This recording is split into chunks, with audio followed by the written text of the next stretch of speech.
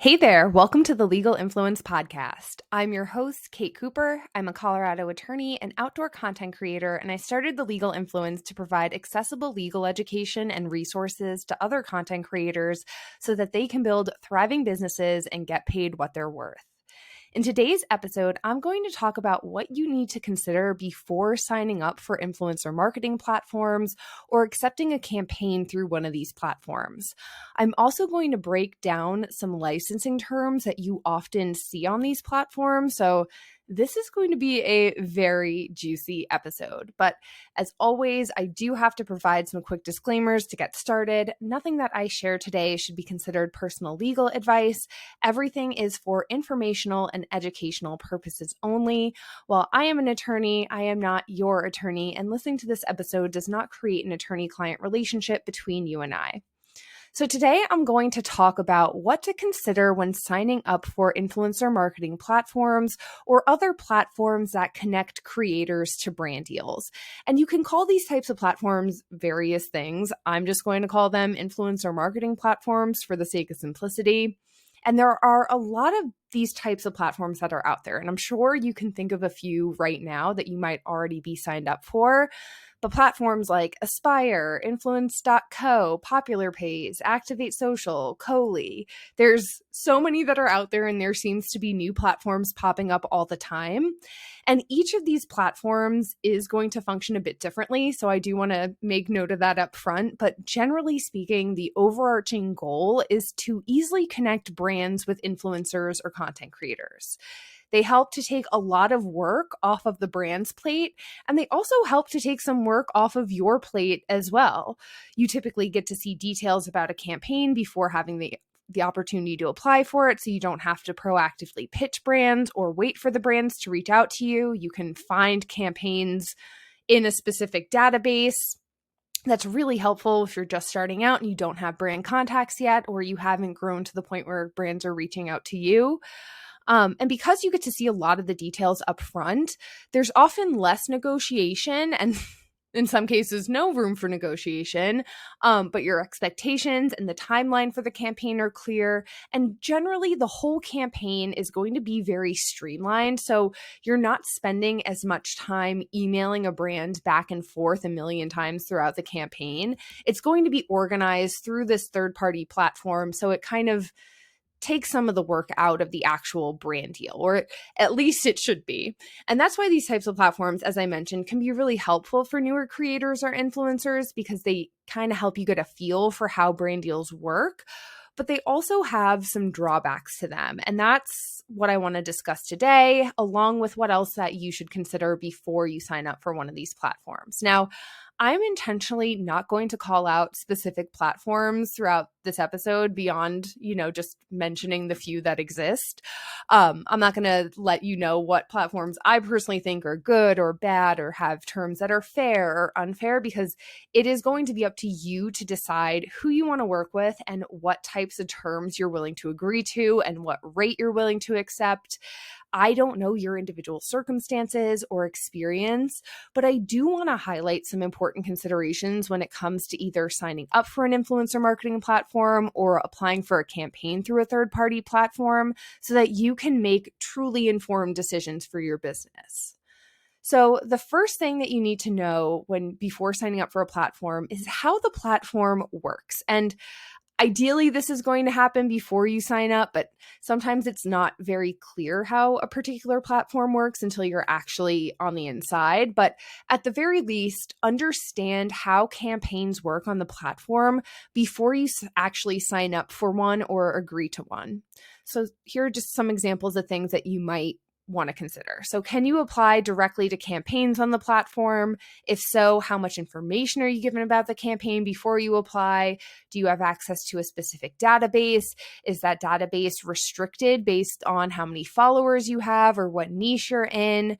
Is it a platform where you upload your stats and a portfolio and connect your social media accounts, and then brands or the platform reach out to you regarding specific campaigns?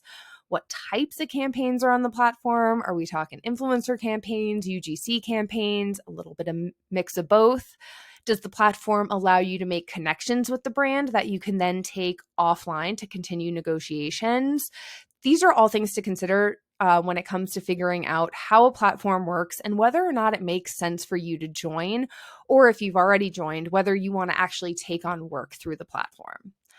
The next thing to consider is the type of brands that are on the platform. So, is this platform working with well-known, reputable brands that you really want to work with? Or are they working with reseller type brands that you've never heard of, selling generic, mass-produced products? Again, this is information you may not learn about until you're inside of a particular platform, but generally speaking, more reputable platforms will typically have this information on their homepage or in their information for creators interested in signing, and they'll probably be putting their best foot forward when it comes to showcasing the specific brands that you can find on the platform because they want to entice you to join. But this can help give you a sense of what to expect and whether you're even going to be able to find the types of partnerships that you're looking for. Next, you're going to want to consider the payment terms that you're going to find on the platform, specifically whether you have the opportunity to quote your own rate for a particular campaign, or if there are set rates that you have to agree to and can't negotiate. Generally speaking, and of course, again, every platform is going to be different, but many platforms out there have set rates for a campaign, and they typically offer rates that are, let's just say, exceptionally low, especially when you consider the usage that a brand or the platform might be getting, which I'll discuss later. Some of these offers on these platforms, to be completely honest, I think they're very exploitative, in my opinion, and not all of the platforms are created equal. You can find platforms with fair rates and terms. You can also find platforms that, again, let you set your own rates, which would typically be my preference. But I think it's important to be able to recognize when brands are trying to severely underpay creators, so you can keep that information in mind when it comes to deciding whether or not to work with platforms that facilitate those types of partnerships, and whether or not you want to continue supporting brands like that as a consumer. So the next big consideration when it comes to deciding whether to sign up for an influencer marketing platform is to read the terms and conditions or terms of service for the platform carefully. Now, again, the terms may be called something different. They could be like influencer terms, creator agreement, terms of use, terms of service, but I'm talking about the document that you have to agree to when signing up for the platform. So before you sign up, create an account, make sure you click on those terms and read through them carefully, because there's a lot of information that can be in there and it's going to affect your rights, specifically the rights to your content. And you want to know what you're actually agreeing to and potentially giving up when you sign up for and work with brands through one of these platforms. So now I'm going to share an example from an actual influencer marketing platform's terms of service. And again, this is purely for educational purposes to help you understand how the licensing terms may look and what common terms that you may see mean. Again, I'm not going to be sharing what platform this is, but I would say this is pretty typical language across influencer marketing platforms. So here we go. Influencer hereby irrevocably and perpetually. Now, let's take a quick pause. This means that you can't take this license that you're about to give back, and it's going to continue to be used forever. So back to the terms. Influencer grants platform and its subsidiaries, agents, licensees, successors, and assigns the non-exclusive, assignable, sub-licensable, worldwide right and permission. Now, let's pause again and talk about what those words mean. So, a non-exclusive license means that this platform isn't the only party that you can give this license to. You as the creator can still license this content to other parties if you want to. That's pretty standard for a brand deal. An exclusive license is going to be much more restrictive for the creator. Now, the word assignable means that the platform could assign this license to someone else. So if that happened, they would no longer be able to use the content in accordance with this license. They would lose their rights. But now some other third party could use the content because they now have the rights to this license. And remember, you are also explicitly granting to this license to the platform's successors and assigns. And who do you think the platform would assign this license to? maybe the brand that is featured in the content that you're submitting. And a sublicensable license is somewhat similar to an assignable license. The terms are similar, except in this situation, the platform would still have some rights to the content because they're only sublicensing it. They're not fully assigning their rights to someone else. But basically, both of these terms together mean the platform can do a lot with your content. They can potentially sell certain rights to a third party for them to use the content. And it's worth noting that they can't assign or sublicense the content beyond the scope of this license. But as we're about to talk about, the licensing terms here are extremely broad. And as we've already discussed, it's a perpetual license. It's going to last forever. So there's a lot that can happen to your content that you don't have any control over. But before we move on, the last term, worldwide, is pretty self-explanatory. It simply means the license can be used worldwide, which again is going to be pretty common to see during a brand deal just because social media is so global. So now let's discuss how the platform can actually use your content. So the license gives them the right to use it to use, publish, reproduce, and create derivative works from the content in whole or in part in still, single, multiple, moving or video format, or in any other medium or format now or existing in the future. So quick pause. This gives them the right to post or publish any type of content that you create and submit for a campaign. And it also gives them the right to take pieces of that content and then use them to create new versions of the content. That's essentially what a derivative work is. So back to the terms. This is where the platform can use the content. So they can use it in any media for commercial or any other lawful purpose without further consent, royalty, payment, or other compensation other than the fees. Pause. Now, this is extremely broad language that effectively gives the platform or the brand that they sublicense or assign the license to the right to use your content in any way for any purpose. And the specific addition of the word commercial here makes it really clear that they can use the content commercially, which means running ads, posting it on a billboard in Times Square. Really, anything goes when there's language this broad, and the brand can continue to use the content without any additional payments to you. Whatever rate you agree to for a specific campaign, that's all you're getting, even if they make millions of dollars off the back of your content. So back to the terms. This license also gives the platform the right to use the influencer's name, likeness, appearance, signature, image, voice, professional and personal biographical information, other personal characteristics contained within the content or used in connection with the content. So this type of language is going to be pretty standard when a brand is getting usage rights to content that you're going to be personally featured in. And this is going to be something that they need to obtain, which is why it's normal to see it in a brand deal contract.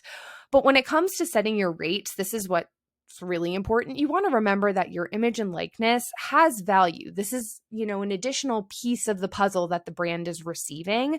And especially as an influencer, you're appearing as yourself in your content. You're not an actor. You're not a model. It is you. So your image is going to be tied to whatever brand you're promoting through the duration of that license. So in this case, forever.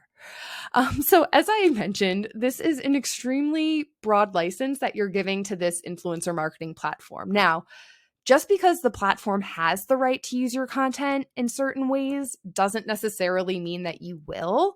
Honestly, I'd really like to know how platforms like this are actually using creator content and whether they're assigning or sublicensing it to brands without the creator knowing. So if you've ever experienced that happening, I'd love to hear about it.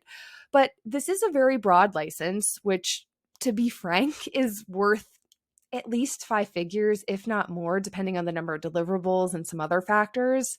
And that's one of the big issues with these platforms. This is a very valuable license for a company to get.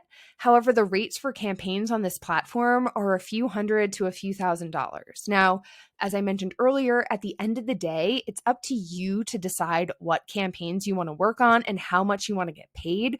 But it's really important to understand exactly what you're providing, because there are platforms out there that have terms that are, let's just say, more fair to creators. But there are a lot of platforms like this that have creators giving up a lot of rights to their content. And I understand the platforms are often just trying to protect themselves, but I really don't think that should come at the expense of a creator's intellectual property, especially if that content features the creator's image and likeness. You know, I'm a big believer that brand deals should always be mutually beneficial. Even if it's being run through a third-party platform, like I want you to be able to understand the full scope and potential value of a campaign. One of the big drawbacks to working with a brand through one of these influencer marketing platforms is that these terms aren't negotiable. They're take it or leave it. I think there are some platforms out there that do offer some flexibility to negotiate terms of a partnership with brands, but that's going to depend on the platform. And again, that kind of goes back to understanding how the platform works. So I hope this helped shed some light on what to consider before signing up for an influencer marketing platform or a campaign through an influencer marketing platform. I want you to have all of the information that you need so that you can make the best and most informed decisions for your business. And so thanks so much for listening to the Legal Influence podcast. Make sure to follow The Legal Influence on Instagram and TikTok at The Legal Influence. And if you enjoyed today's episode of the show, I would love for you to do me a favor and leave a rating and review on your favorite podcast platform. And if you know any influencers or content creators who would benefit from this episode, please send it on to them. Talk to you soon.